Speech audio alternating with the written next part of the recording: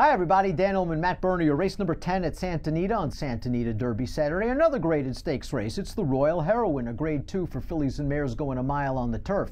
Our coverage is presented by DRF Bets. Sign up for an account, access a $150 bonus. It's easy. Go to drf.com/join. Use the promo code TV150. Let's take a look at this field of fillies and mares going a mile on the turf. And Matt, we've got some of our old friends in here. These are the kind of horses in Southern California, on the West Coast, the turf fillies and mares, they kind of just take turns beating each other.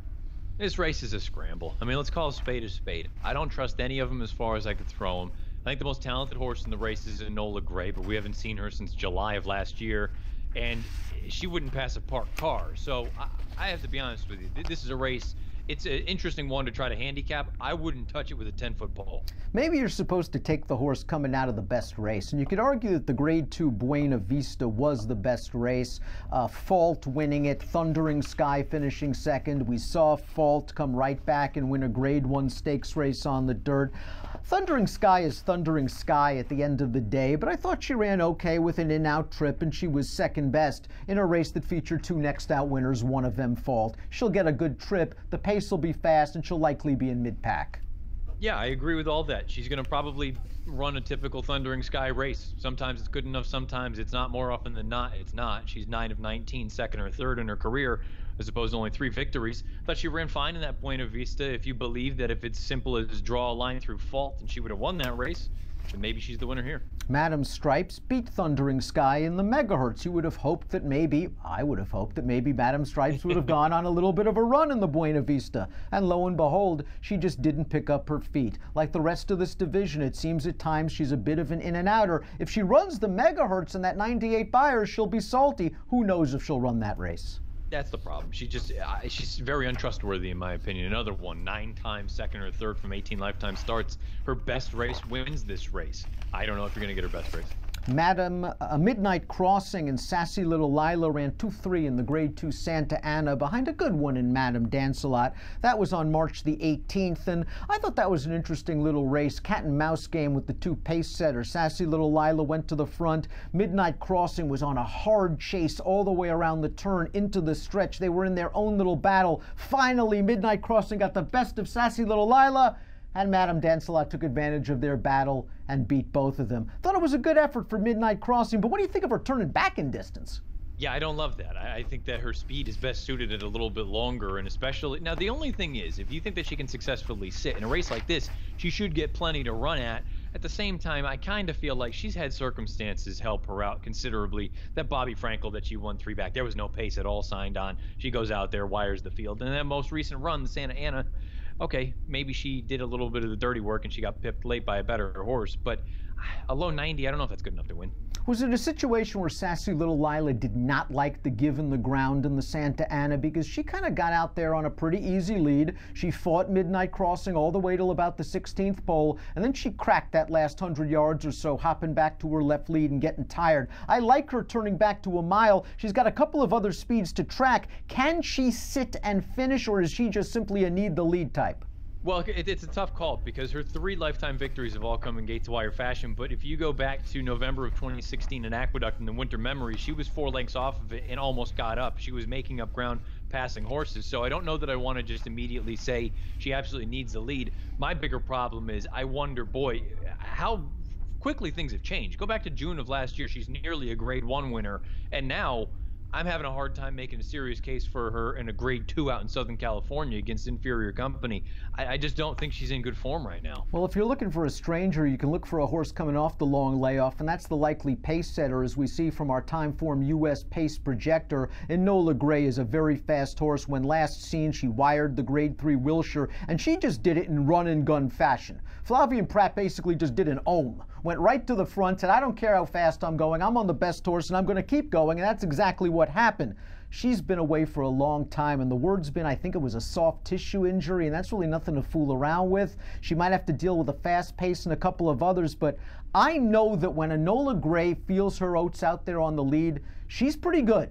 And maybe being kind of the stranger this time around is the right way to look at Enola Grey, but the price might not be there. Well, that's the thing. I think she might be the favorite when it's all said and done. Favorite on morning line.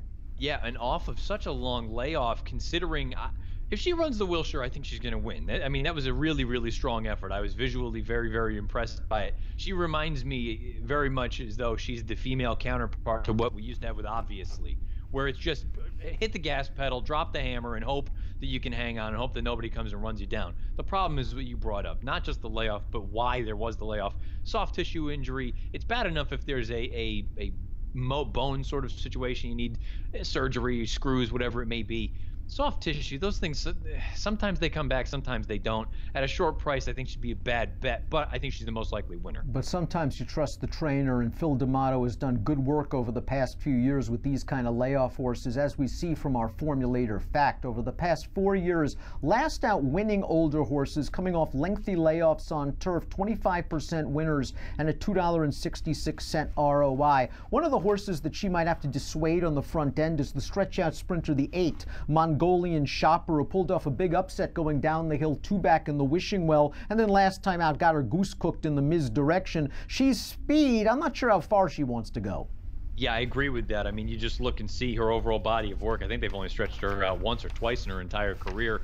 I think the problem is, if you like Enola Grey, you had better hope that Stuart Elliott isn't on a mission to make the front, because if they clear, or if they put a head in front of Enola Grey, I'm not sure that Enola Grey would pass her. Jim Cassidy's entered 2 in here. The One Instant Reflex just finished last, and now winners of 2 other than Optional Claimer Sprinting. Is she in this race to ensure a fast pace for her uncoupled mate, the European Invader, Sophie P?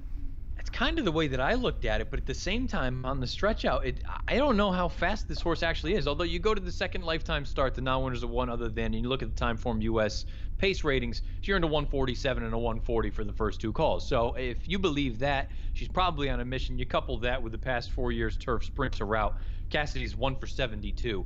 Only 13 of them in the money. I have to assume that she's in here to ensure the pace. She was in there against a good one, though, and Blame It on Alfie, who came back to be stakes placed in the misdirection with a 94. I think Sophie P might be the surprise package. Again, we're always looking for the stranger. This mare did not beat much last time out. It was way back in October in a little handicap race going 7 furlongs in England. She got it done. Nothing has come out of that race to run well at all. But if you go way back in her form, back to May, you saw that she ran second to Nezwa, who is a pretty good mare overseas. So I think Sophie P does have some class, and getting Lasix and a little bit of pace might help her out. I wonder if Cassidy's trying to ensure a pace with Sophie P. She's a horse I'd fool around with in the exotics at the very least.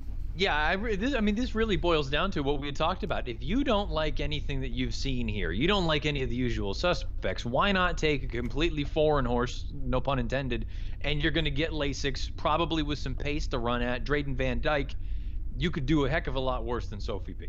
Let's take a look at our top picks, because we have seen your top picks several times. It is the 3 Beau Recall. You and I are big fans for Beau Recall. She just doesn't win very often. Last time out in the Las Ciénegas going 6.5. All right, it was probably just a little bit too short. She didn't get a lot of pace, and she was in against a streaking Konaya, who came back to buy her 99 on dirt. The American Oaks, I thought she ran okay. It was just sort of her okay effort. But if you think she's going to get pace, maybe this is what she's been waiting for, 1 mile with pace.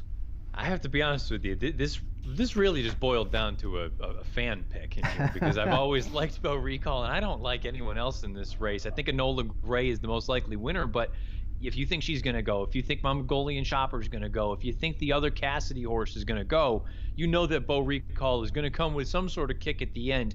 The flat mile, I always thought she would do better at longer distances, but go back to those first 3 starts here in the United States. Mile, mile, mile, first, second, second. Those 2 seconds were close behind Sir Cat Sally.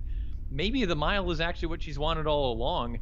I agree. Draw a line through the Las Ciénegas. Maybe this is what she's wanted. If there is a big pace, she'll come with a kick at the end. And look, I just like the root for her. Hopefully she can come with a nice one. Yeah, maybe she's just dirtied up. Too short last time. 4 Grade 1 races prior to that. Maybe this class level, this distance is a lot better for her, and she could get the right pace set up. I think when Enola Grey is right, she's the best horse. I think she's on a mission. I think she's going to try to speed pop this field. The price is not fun. I'll try to get Sophie P, the Invader, into the exotics. I'm going to go 625. Matt, you're going to go with the 3 Beau Recall in the Grade 2 Royal Heroine Stakes. And again, if you're playing this card from home, please consider DRF bets and its $150 sign-up bonus. Just go to drf.com/join and type in the promo code TV150. Approximate post time for the Royal Heroine, 4 o'clock Pacific on Saturday. Good luck.